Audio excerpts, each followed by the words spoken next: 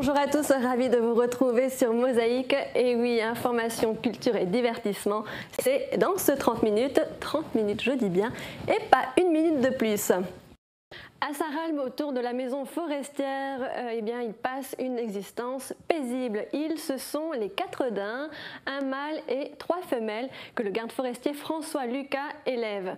Friands de gourmandises et notamment de poires, ils pointent le bout de leur nez, de leur museau plutôt, quand un visiteur leur jette à manger. Voyez plutôt. En fait, ça n'a aucune utilité, si ce n'est d'entretenir le prêt de service et pour mon plaisir en fait. Allez, allez! Hop, hop, hop.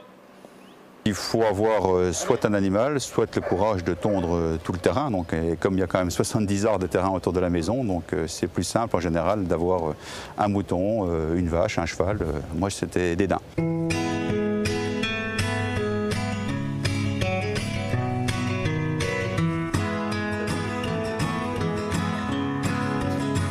C'est un animal qui est très très sympathique à élever, c'est un animal qui est rustique, c'est un animal qui n'est pas fragile, c'est un animal qui est intelligent. En plus, quand on s'intéresse un petit peu aux daims, avec l'évolution de la ramure, donc l'évolution des bois, on peut suivre chaque année un petit peu l'évolution de l'animal.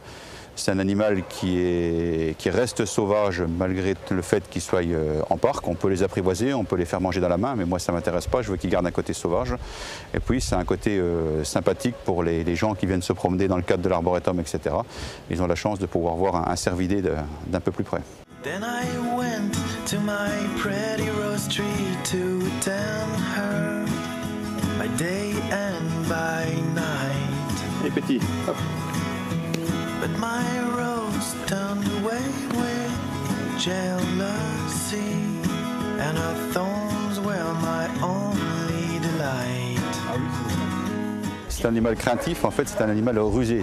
Dès qu'on change nos habitudes, c'est-à-dire qu'on s'approche un peu plus de la clôture ou qu'on contourne de la clôture, en fait, il va se mettre debout sur ses pattes, il va commencer à sentir le vent, il va tourner les oreilles, etc. Il va repérer et systématiquement, il va aller se cacher dans le parc. Donc, le meilleur moyen de le voir, en fait, c'est de rester en bas près du parking.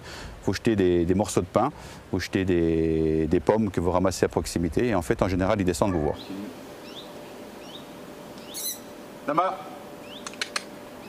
Allez, bonne journée à tous et à très bientôt.